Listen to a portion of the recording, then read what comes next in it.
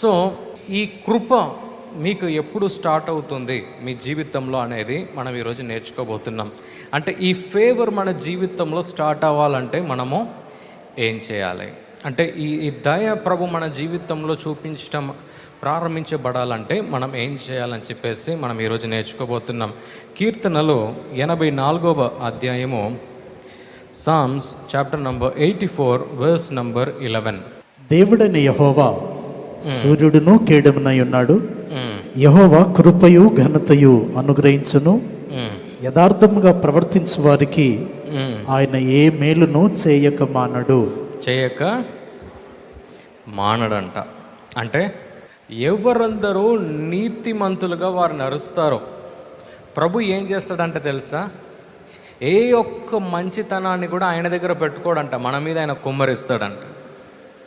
మంచితనం అంటే అర్థమైంది, మంచిదంటే అర్థమైంది. వ్యాధి ఉందనుకోండి, మీకు స్వస్థతనిస్తాడు. హల్లెలూయా. మీ యొక్క ఆర్థిక స్థితిని మారుస్తాడు, మీ యొక్క సిచ్యువేషన్ని ఆయన మారుస్తాడు, మీరు వెళ్ళే ప్రతి ఒక్క మార్గాన్ని కూడా ఆయన సరిచేస్తాడు. హల్లెలూయా. ఎవరికంటే ఇవంతా? ఎవరందరూ నీతిమంతులుగా ఉండి వారు నడుస్తారో వారికి మాత్రమే ఈ కృప అంట. అంటే ఈరోజు మనకు ఇలాంటి దయ మన జీవితంలో రావటం ప్రారంభించబడాలంటే, అంటే మనం ఎక్కడంతా మనకు స్వస్థ కావాలో, విడుదల కావాలో, దేవుని యొక్క కృపను మనం చూడాలని మనం ఆశపడుతున్నామో, మనం ఏం చేయాలంటే తెలుసా, నీతిమంతుడు వలె మనము నడవాలంట. హల్లెలూయా. సో నీతిమంతుడుగా ఒక మనిషి ఎలా అవ్వగలుగుతాడు? ఇది అందరికీ తెలిసిందే. కానీ ఇది అర్థం చేసుకోవాలంటే పాత నిబంధన, కొత్త నిబంధన రెండు కూడా చూడాలి.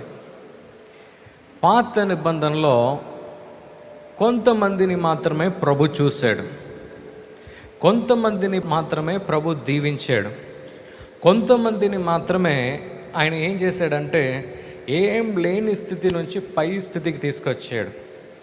అంటే ఫర్ ఎగ్జాంపుల్ మనం నోవాను చూడొచ్చు.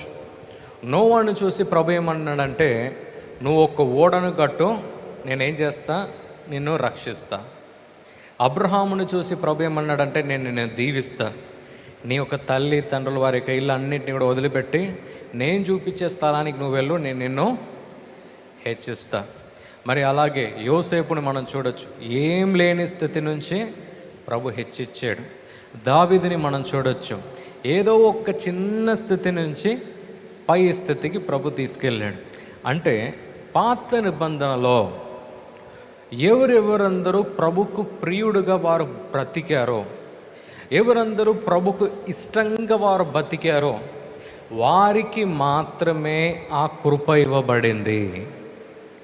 కానీ ఎవరందరూ యేసు ప్రభుని నమ్మటం వారు ప్రారంభించారో, సిలువలో ఆయన చేసిన ఆ కార్యాలకు వారు ప్రాముఖ్యత ఇవ్వటం ప్రారంభించారో, ఎవరందరూ మీ పాపాల కొరకు ఆయన మరణించాడో, తిరిగి లేచాడని మీరు నమ్మటం మీరు ప్రారంభించారో, ఆ మంచి క్రియలన్నిటినీ కూడా ప్రభు మీ అందరిపై కుమ్మరించడానికి ఆయన సిద్ధంగా ఉన్నాడంట. హల్లెలూయా.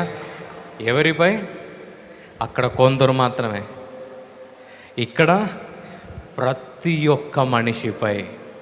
పాత నిబంధనలో కొందరికి మాత్రమే అది ఇవ్వబడింది, నూతన నిబంధనలో ప్రతి ఒక్క మనిషి కూడా ఇవ్వబడింది. హల్లెలూయా, హల్లెలూయా, హల్లెలూయా. ఒక వ్యక్తి దగ్గర, ఒక పాస్టర్ దగ్గర, అంటే ఒక మీటింగ్కి నేను వెళ్ళాను. అక్కడ ఒక పాస్టర్ అందరికీ ఆయన ప్రార్థిస్తూ ఉన్నాడు అన్నమాట. ఆ పాస్టర్ దగ్గర కొంతమంది వారు వచ్చారన్నమాట ప్రే చేసుకోవటానికి. ఆయన వచ్చినప్పుడు ఆయన ఎంతో ప్రార్థించాడు, ఆ దంపతులకు ఆయన ఎంతో ప్రార్థించాడు అనమాట. మరి ప్రార్థించిన వెంటనే వారికి విడుదల అవ్వలే అన్నమాట.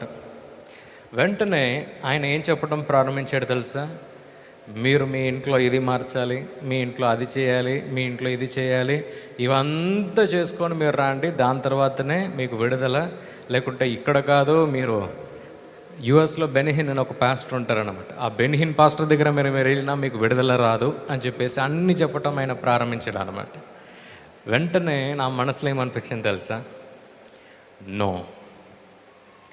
నో, విడుదల అనేది మనము తీర్మానం చేయవలసింది కాదు, ప్రభు ఆల్రెడీ ఆ శిలువలో తీర్మానం చేశాడు.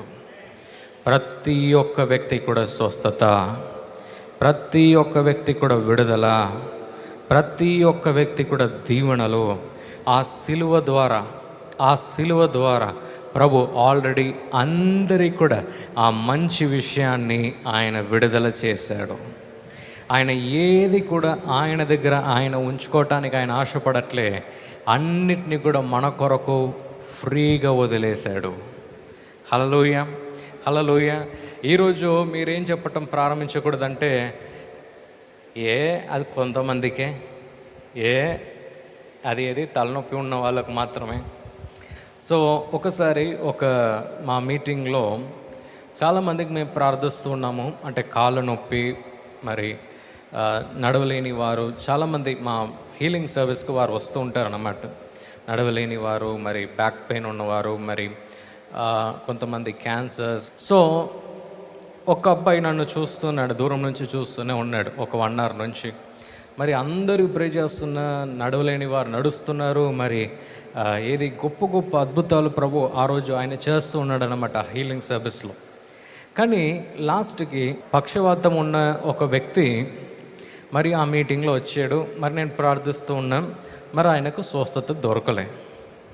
వెంటనే అన్నీ అయిపోయిన తర్వాత ఆ అబ్బాయి దగ్గర వెళ్ళి అడిగానమాట, 1 గంట నుంచి కెమెరాలాగా నన్నే చూస్తున్నావు, ఏమైందిరా నీకు అని అడిగితే వెంటనే ఆయన నా దగ్గర ఒకే ఒక ప్రశ్న వేశాడు. ఏం తెలుసా అన్న, చాలామంది నడిచారు, చాలామంది వారి యొక్క చెవులు కూడా ఓపెన్ అయింది, చాలామంది స్వస్థ పొందారు, కానీ ఈ ఒక్క వ్యక్తికి పొందలే కదన్నా, ఈ ఒక్క వ్యక్తికి స్వస్థత దొరకలేదు కదన్నా, మరి దీనికి నాకు ఏమని మీరు అంటారా అన్నాడు. వెంటనే నా మనసులో ఏమనిపించింది తెలుసా? ఆయన దగ్గర ఒకటి అన్నాడు. ఏమన్నానంటే, ఈ ఒక్క వ్యక్తి స్వస్థత పొందలేదని నా ప్రభు స్వస్థపరచడని అర్థము కాదు. ఆయన అన్నిటినీ స్వస్థపరచగలడు. హల్లెలూయా. అన్నిటినీ కూడా ఆయన స్వస్థపరచగలడు. హల్లెలూయా. అంటే ఈరోజు నేను మీకేం చెప్పాలని నేను ఆశపడుతున్నానంటే, ప్రభు మిమ్మల్ని కష్టపడాలనో లేదంటే మీరు ఆ వ్యాధులు మీరు బాధపడాలనో ప్రభు ఆశపడట్లే. ప్రభు ఏం ఆశపడుతున్నాడు అంటే, ఉన్న అన్ని మంచిదాన్ని మీ మీద కుమ్మరించాలని ఆశపడుతున్నాడు. హల్లెలూయా. ఉన్న అన్ని శ్రేష్టమైన వాటన్నిటిని కూడా ప్రభు మీ యొక్క జీవితంలో కురిపించాలని ఆయన ఆశపడుతున్నాడు. హల్లెలూయా. ఈ ప్రోగ్రాం మీకు ఆశీర్వాదకరంగా ఉన్నదని మేము నమ్ముతున్నాం. ఫస్ట్ లైక్ చేయండి, తెలిసిన వారు మీ ఫ్రెండ్స్ అందరికీ మీరు షేర్ చేయండి, తర్వాత సబ్స్క్రైబ్ చేయండి. తప్పగా ప్రభు మిమ్మల్ని దీవిస్తాడు. ఇక రాబో వీడియోను కూడా మీరు చూడండి, దీవించబడండి. ప్రభు మిమ్మల్ని దీవించును గాక. God bless you.